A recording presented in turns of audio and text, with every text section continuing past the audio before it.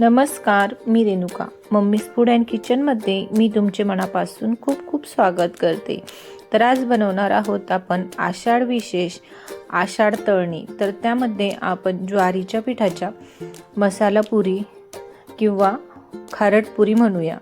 तर त्यासाठी आपण सर्वात आधी आता साहित्य बघून घेऊया. इथे मी एक बाउल भरून गव्हाचे पीठ आणि ज्वारीचे पीठ घेतलेले आहे आणि 2 ते 3 मोठे चमचे भरून बेसन पीठ, कस्तुरी मेथी, कोथिंबीर, जिरे, ओवा, तीळ, हळद, धनेपूड आणि चवीनुसार इथे मीठ घेतलेले आहे.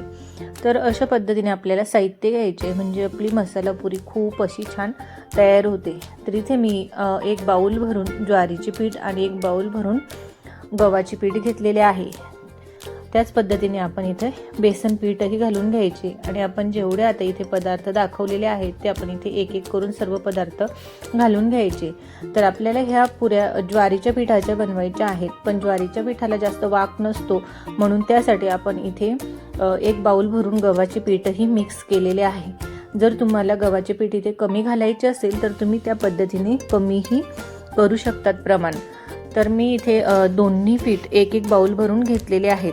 तर त्यानंतर आपल्याला इथे 2 ते 3 चमचे सर्व साहित्य घातल्यानंतर तेल घालून घ्यायचे आणि आता आपल्याला सर्व जिन्नस व्यवस्थित असे हाताने मिक्स करून घ्यायचे म्हणजे जे आपण मसाले घातलेले आहेत ते एकाच ठिकाणी राहत नाही आणि पीठही छान असे व्यवस्थित आपले भिजवले जाते. तर आता आपण इथे थोडे थोडे पाणी घालून आपल्याला पुरी बनवण्यासाठी गव्हाच्या पिठाचा आणि ज्वारीच्या पिठाचा डो बनवून घ्यायचा आहे. तर इथे एकाच वेळी पाणी न घालता आपल्याला थोडे थोडे पाणी घालायचे. अतिशय अशा या आपल्या खुसखुशीत आणि खमंग चवीलाही अप्रतिम लागणाऱ्या ह्या पुऱ्या महिनाभर टिकतात. महिनाभर या पुऱ्या खराब होत नाही. तर अशा पद्धतीने आपण आता थोडे थोडे पाणी घालायचे आणि व्यवस्थित याचा डो बनवून घ्यायचा. तर एकाच वेळी पाणी घातले तर अंदाज व्यवस्थित कळत नाही किंवा हे जास्तीचे पातळ होते किंवा जास्तीचे घट्ट भिजले जाते. त्यामुळे असे थोडे थोडे पाणी घालायचे आणि व्यवस्थित बघू शकतात किती छान असा याचा डो तयार झालेला आहे. छान असा याचा डो तयार झाला की त्यावर आपल्याला पुन्हा 1 चमचा भरून तेल घालून घ्यायचे आणि तेलमध्ये व्यवस्थित आपल्याला हे पीठ मळून घ्यायचे म्हणजे आपली पुरी लाटताना तडे जात नाही किंवा व्यवस्थित अशी मस्त लाटली जाते आणि याचा डोही छान असा मऊसूत तयार होतो.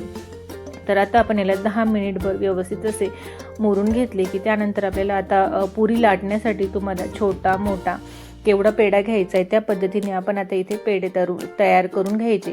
तर ही पुरी आपण एकाच वेळी लाटून आणि मग अशी तळायची नाही.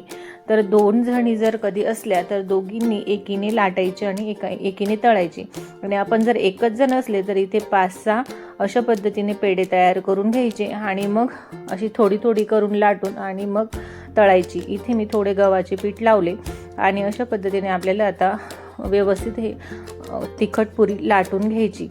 तर लाटत असताना आपल्याला हे थोडं आपण याच्यात ज्वारीचं पीठ जास्तीचे घातलेले म्हणून थोडेफार या पिठाला तडे जाऊ शकतात. म्हणून काय करायचं की थोडं व्यवस्थित असे लाटलं गेलं की एक अशी वाटी घ्यायची किंवा बाऊल घ्यायचा आणि कट करून घ्यायचा म्हणजे पुरी ही छानपैकी मस्त गोल गरगरीत तयार होते आणि तळलीही छान जाते आणि दिसतानाही छान अशी दिसते. तर मी वाटीने व्यवस्थित ह्या सर्व पुऱ्या आता लाटून आणि कट करून घेणार आहे. तर व्यवस्थित अशा या लाटून एकाच वेळी तयार करून घ्यायच्या आणि आपल्याला जेवढ्या पुऱ्या तळायच्या आहेत तेवढ्या पुऱ्या इथे लाटून घ्यायच्या.